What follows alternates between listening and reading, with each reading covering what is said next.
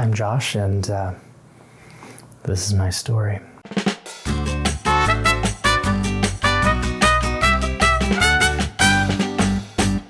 Hey everyone, so this is a video for those of you just wanting to start out photography, who may be wanting to shoot manual, maybe you're wanting to improve your photos, or maybe you're just confused. Yeah, you and me both. Well, I'm gonna boil it down as simple as possible to hopefully make it less confusing for you and get you out shooting manual with slightly more confidence. So before we dive in, shameless plug, please hit the like button, please help me fight against the algorithm. And if you're new to this channel, hey, I'm Josh. I'm a professional videographer, photographer, and I try to keep things light and fun because photography should be fun. There are a lot of great creators out there, and I just try to not take things super seriously. Let's keep it light.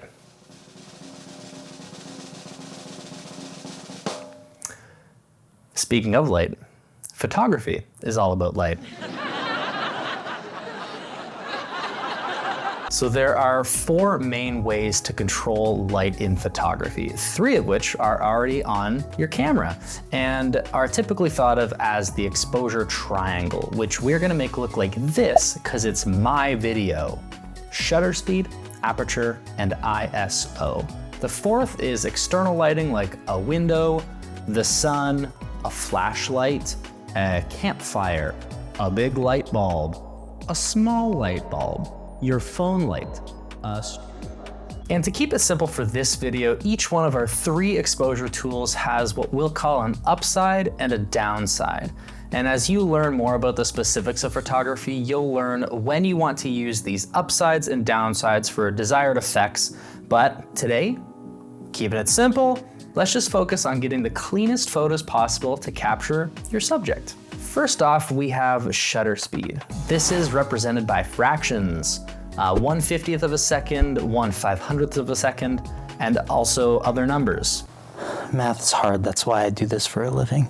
But luckily, all we need to know is that this number represents how fast our shutter is moving, kind of like our eyelids blinking.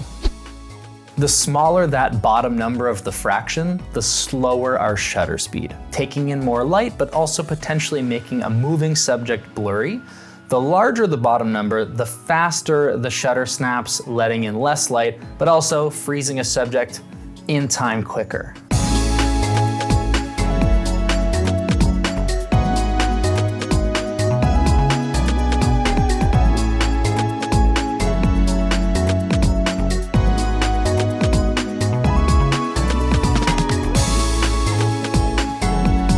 A good general rule that I use when I'm shooting handheld, for example, is to not shoot below 1/250th of a second.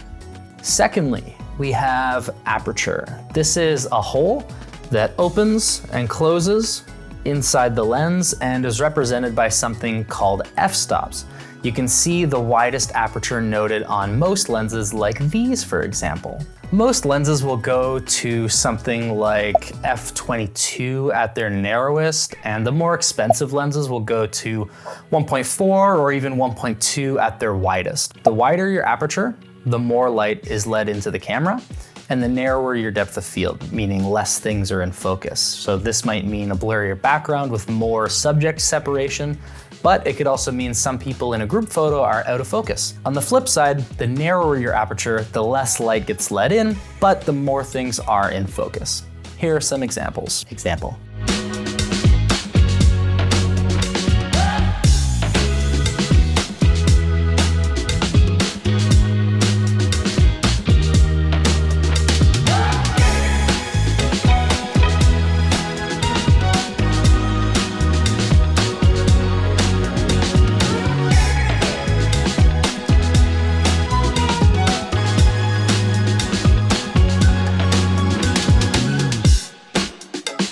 Thirdly, we have ISO. This is the most straightforward in my opinion because it is just simply increasing sensitivity to light. The higher the ISO, the brighter the image, and the more noisy or grainy the image is as you keep increasing ISO. The lower the ISO, the darker the image, and less noise. Now, don't be afraid of ISO. It can't hurt you. A good general practice is to try and minimize ISO, keeping it at around its base value or lowest value, but modern cameras do a great job of handling ISO noise well, and it's better, generally speaking, to expose properly in camera, even if it means a higher ISO setting, than it is to underexpose and bring it back in the editing process. Here are some comparisons.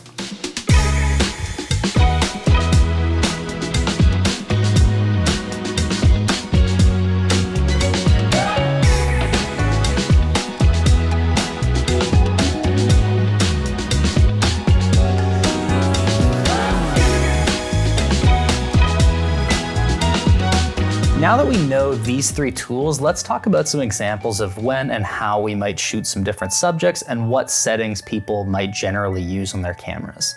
I just want to emphasize that there are no absolute rules, like these are just some general practices to get you started, and once you get comfortable with these things, you can change them up for different looks. Don't let me find out though. Landscape photos. Again, not getting into the nitty-gritty, but landscape photos traditionally have narrower apertures so that more of the scene is in focus, and the smaller details like grass or sand is extra sharp. Normally, I'd be shooting at the fastest shutter speed that is required to keep my ISO at its lowest value possible.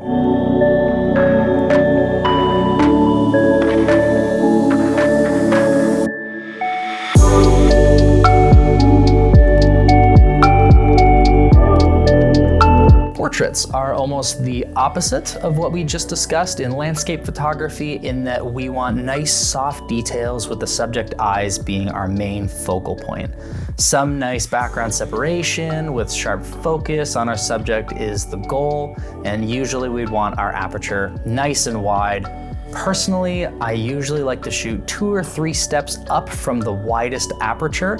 So if I had like a 1.4 aperture lens, I'd try to shoot it at something like 1.8 or 2.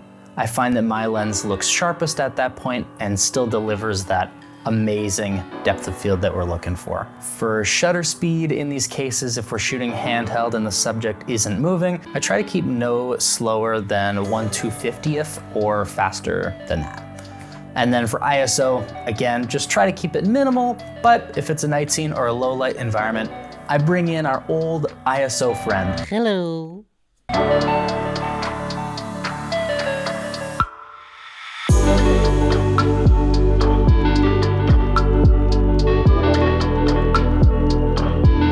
For moving subjects and/or wildlife, our shutter speed is really important because we don't want our subject to be all blurry with motion.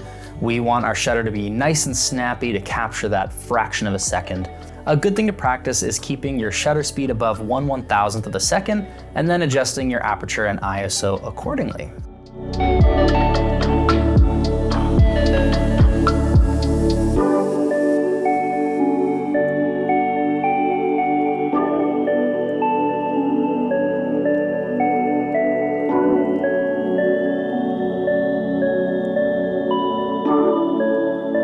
And with all that being said, you're now a professional photographer. So, awesome. Good job. Those are the basics of manual exposure with our camera. We made it. Hopefully you found this video useful. Maybe you learned something. Maybe we're all better people for it. And we made some friends along the way. Thanks, ISO. Grew 3 sizes that day. Thanks for watching. Bye.